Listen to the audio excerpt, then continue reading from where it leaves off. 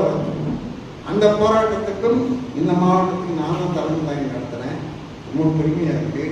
87 போராட்டம் 87 போராட்டத்தில் கல்லூரி ஆசிரியர் ஜெயிலுக்கு போனாங்க. ஜெயிலுக்கு போன சுரேஷ்குமார் இங்கே இருக்காரு, அவரோட போராட்டம். 2003 டெஸ்மா போராட்டம், நானும் சுரேஷும் ஜெயிலுக்கு போனோம். போலீஸ் காலேஜில் இருந்து நாங்கள் சிறையில் இருக்கோம். இங்கே இருக்காங்க சிறை சென்றவங்க 3 பேர். பிரதமர் இருக்காரு, சுரேஷ் இருக்காரு, நாங்கள் இருக்கோம்.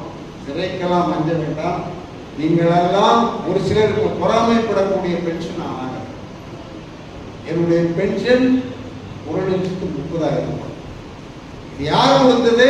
சங்கம் கொடுத்தது.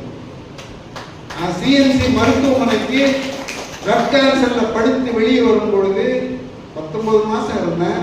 96 லட்சம் செலவாச்சு 2010. இதை கொடுத்தது என் சங்கம் கொடுத்தது. கேட்டீங்க பென்ஷன் உங்களுக்குலாம் சம்பளமே இல்லைன்றான், வேலையே இல்லைன்றான். புறப்பட்டு வாருங்கள், போராடுவோம். இந்த வேலூர் மண்ணில் எல்லா போராட்டத்தையும் 1978 எல்லா போராட்டத்திலையும் நாங்கள் கலந்து கொண்டோம். எனக்கு பக்கபலமாக இருந்து என்ன அரெஸ்ட் பண்ணிட்டாங்கன்னா இந்த போலீஸுக்காரங்க ஆப்பா சார் உங்க கூட ஒரு போஷன் போடுவார், அந்த ஆடு இருக்கு சார், அவரை வறுத்து விடுங்க சார். அவர் ஊருக்கு போயிட்டாருங்க. கரெக்டாக நான் ஜெயிலுக்கு போவேன், போலீஸ் ஸ்டேஷன் இருப்ப 3 மணி நேரத்தை அவர் பிடிச்சி கொடுத்துருவாங்க. அதே போல என்னுடைய குற்றத்தொழிலாய் எல்லா நேரத்திலும் இருந்தவங்க இந்த கூட்டத்துக்கு ஆரம்பிச்சிருந்தீங்க. இந்த டீச்சர்ஸுக்கும் போராட்டத்துக்கும் மிகப்பெரிய பங்கு. எல்லா போராட்டமும் இங்கே தான் நடந்திருக்கு. இங்கிருந்தால் ஊர் உலகம் பரப்பும். எனவே நீங்களெல்லாம் இங்கே வந்திருந்தது பெருமைக்குரிய காரியம். இப்பொழுது நமக்கெல்லாம் 1985 டிசம்பர் மாதம் 9ஆம் தேதி எம்ஜிஆர் எங்களோடு பேச்சுவார்த்தை நடத்தினார். தோழர் சென்னாமரை தான் தலைவர். பேச்சுவார்த்தை நடத்தி கலந்து கொண்டிருப்பது பெஃபி, பேங்க் எம்ப்ளாயிஸ் ஃபெடரேஷன் ஆஃப் இந்தியாவுடைய தேசிய தலைவர், நேஷனல் பிரசிடென்ட் தோழர் சிவராமன்.